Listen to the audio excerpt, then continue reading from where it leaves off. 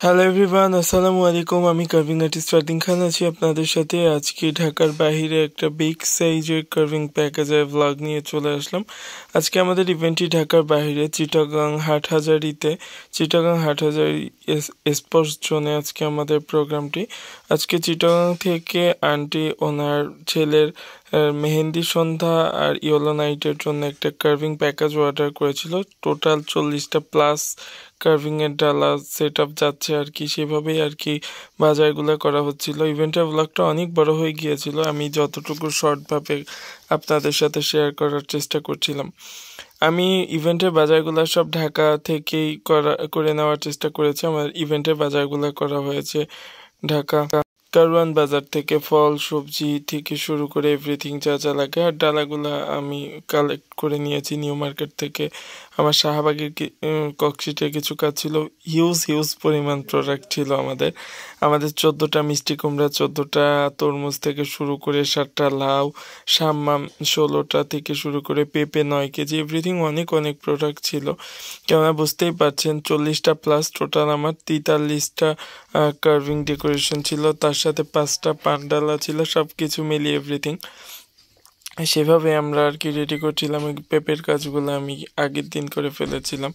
এই তো পেঁপে দিয়ে কিছু কাজ করা হচ্ছে, পেঁপে দিয়ে ফুল, পাতা, পাখি, মাছ একে একে রেডি করছিলাম। কারণ আমাদের এই ইভেন্টে আমরা 5 থেকে 6টা মাছের কার্ভিংই রেখেছি। আর প্রচুর গোলাপ ছিল বিটরুটের। আমি এখানে প্রায় 8 কেজি বিটরুটের গোলাপ করেছিলাম। অনেক কাজ ছিল। তাও আলহামদুলিল্লাহ আল্লাহ তাআলার কাছে হাজার শুকরিয়া জানাই যে একা হাতে সব কিছু পুরোটা কমপ্লিট করার জন্য। হ্যাঁ, অবশ্যই হেল্প করেছে আমার এক ফ্রেন্ড, আমাকে ইভেন্টের সেটিংয়ে আমাকে হেল্প করেছিল। তারপরও মেইন বেসগুলা নিজেরই করতে হয়েছে, কার্ভিং সেটিংগুলাও নিজের করতে হয়েছে। উনি যতটুকু পেরেছে দেখিয়ে দেওয়ার পর হেল্প করেছে। উনি তার কার্ভিং প্রফেশনালি করে না, প্রফেশনালি কার্ভিং করি আমি। আর একা হাতে এতগুলো প্রোগ্রাম সেট আপ করাটাও একটু টাফ ছিল, কেননা সব দিক সামলিয়ে কাজটা করতে হয়েছে। আমার wedding table decoration, food table decoration ছিল, বাহিরে সেট আপগুলো করা হয়েছে। আমার কার্ভিং ডেকোরেশনগুলো লেট নাইটে আমি টেবিলে দিই 8:30টার পরে, রাত 9:30টার দিকে টেবিলে দিই। আমি টাইমেও পেয়েছিলাম, কিন্তু একা হাতে একটার পর একটা রেডি করা, 2 দিক সামলানো, একটা ওপেন প্লেসে কার্ভিং সেট আপ করা, ওইটার একটা কাজ ছিল। পানগুলো আন্টি আমাকে দিয়েছিল মহেশকালীর পান আসে আমার রাত্র 9টায়। তারপরে পানডালাগুলো রেডি করতে হয়। সব কিছু মিলিয়ে একটু তাড়াহুড়ার ভিতরেই ছিলাম। এই তো এখানে মিষ্টি কুমড়ার কাজগুলো করছিলাম। আমার ঢাকা থেকে ডেস্টিনেশন ছিল হলো ফেনীতে আমি আমার ফ্রেন্ডের বাসায় থেকে আমি কার্ভিংগুলো মেইন বেসগুলো করে নিয়ে যাই।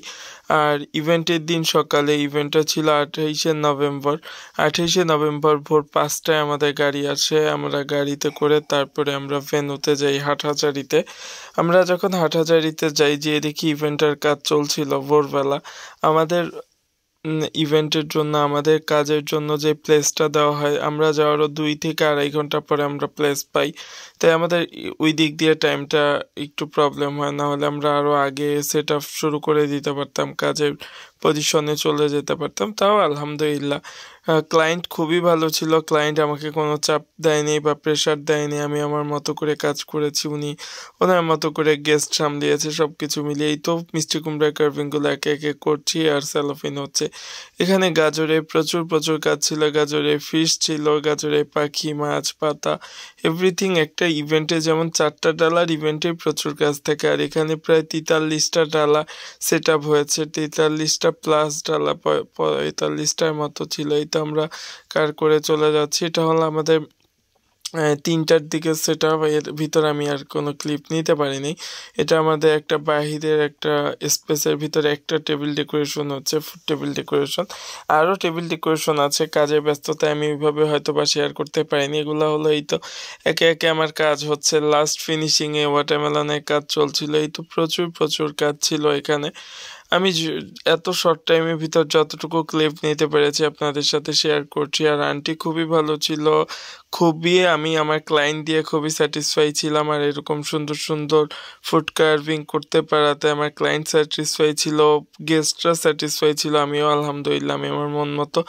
আর একটু সময় পেলে লাস্টে আমার তাড়াহুড়া লেগে গিয়েছিল, আর একটু যদি সময় দিতে পারতাম হয়তো আরও সুন্দরভাবে করতে পারতাম। তাও আলহামদুলিল্লাহ। এরকম সুন্দর সুন্দর ফুড কার্ভিং ব্লগ দেখতে হলে আমাদের পেজটা লাইক দিয়ে ফলো করে সাথেই থাকবেন। আর এরকম সুন্দর সুন্দর ফুড কার্ভিং প্যাকেজ নিতে হলে আমাদের page Fardin's blog and carving page অথবা বিয়ের সাজঘর ফুড কার্ভিং ঘর পেজে আজই অর্ডার করুন।